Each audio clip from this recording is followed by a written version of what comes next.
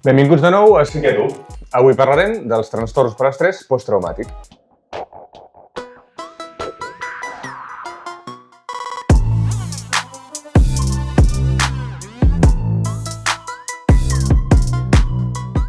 El trastorn per estrès posttraumàtic, o TEP, és un dels diagnòstics més joves i més recents de les guies classificatòries habituals. Part de la culpa de l'existència d'una categoria diagnòstica tan ben definida com aquesta és de la Guerra de Vietnam, que, com bé recordareu, es va lliurar entre els anys 1955 i 1975.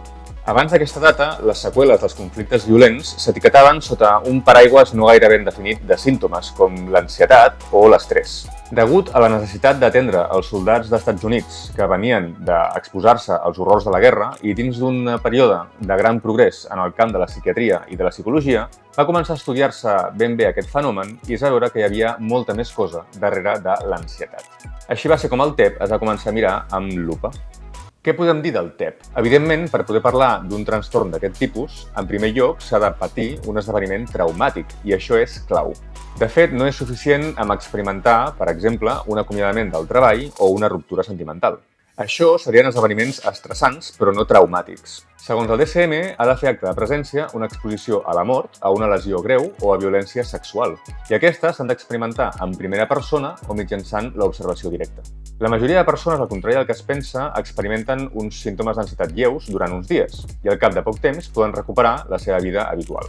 Però una part de la població desenvoluparà un autèntic TEP, que es caracteritza per 4 famílies de símptomes que duren més d'un mes i que interfereixen en la funcionalitat de la persona, és a dir, en les seves activitats del dia a dia.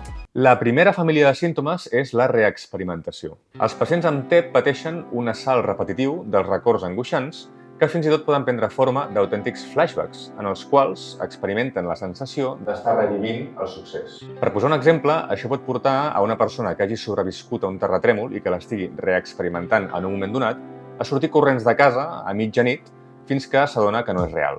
Aquests records de vegades són espontanis, però altres vegades es desencadenen per coses que la persona relaciona amb aquell succés. Sons que va sentir en aquell moment, olors que hi havia a l'ambient o, per exemple, objectes que li van captar l'atenció dins de la mateixa escena. La segona família de símptomes és l'evitació. Per tal que els símptomes de reexperimentació no apareguin, els pacients es dediquen a evitar tot allò que perceben com a desencadenant. En ocasions, això pot significar no agafar la moto si s'ha tingut un accident de trànsit, però en d'altres pot significar deixar de veure certes persones, cosa que pot portar a un aïllament i a la vegada a un trastorn depressiu. La tercera família de símptomes és el de les alteracions anímiques i cognitives.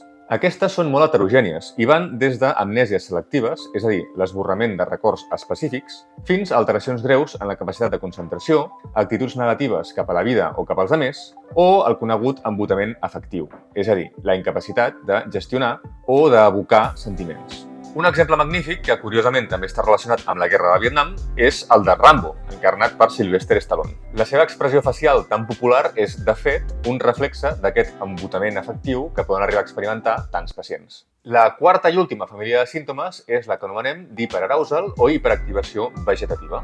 Els pacients amb aquests símptomes es troben en un estat permanent de vigilància i tensió, 100% alerta per si passa quelcom relacionat amb el trauma. Per exemple, una persona desconeguda que s'apropi per darrere amb intencions no del tot clares. En aquest punt, la conducta de la persona afectada pot ser força imprevisible, des d'un sobresalt molt exagerat a una reacció amb violència. Bé, ara imagineu-vos que tenim 2 persones exposades a un terratrèmol. Per què pot ser que una desenvolupi els símptomes propis del TEP i l'altra no? Tot i que la resposta és complexa, es creu que bona part de la culpa pot recaure en les diferències en el sistema límbic d'aquestes 2 persones, i en concret d'un circuit anomenat circuit de la por. Dins d'aquest hi ha 2 regions clau. En primer lloc, l'amígdala, que processa les emocions relacionades amb la por. I en segon lloc, l'hipocamp, que rebrà els missatges de l'amígdala i els gravarà com a records a llarg termini. Si algunes parts determinades d'aquests circuits són més fàcilment excitables, cosa que depèn de la genètica i de les experiències prèvies, serà més fàcil desenvolupar un TEP. I, com sempre, ara és hora de veure com tractem aquelles persones amb un TEP. Per això connectarem amb el nostre especialista, el Xavi. En el trastorn d'estrès posttraumàtic, els abordatges psicofarmacològics ens ajudarien a pal·liar els símptomes cardinals que pot presentar la persona. L'aproximació terapèutica que aniria a cobrir l'arrel del problema seria la psicoteràpia.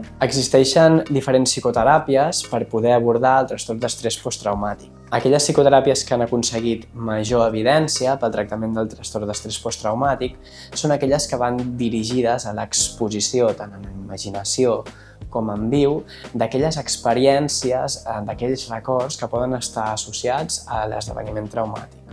Una de les aproximacions psicoterapèutiques podria ser l'exposició perllongada, que a través de la persona s'exposi a estímuls que puguin evocar aquests esdeveniments traumàtics i en un ambient i en un context segur, les respostes de por o d'hiperalerta es poden anar habituant lentament. Un dels components terapèutics que podria incloure una teràpia psicològica centrada en el trastorn d'estrès posttraumàtic serien mecanismes de regulació emocional perquè la persona pugui fer front al seu dia a dia i d'aquesta manera i progressivament deixar d'anar evitant experiències i situacions en què a la persona se li puguin evocar aquestes respostes sintomatològiques. Una de les teràpies que ha mostrat més evidència en els últims anys és la teràpia EMDR, o teràpia de sensibilització i reprocessament per moviments oculars.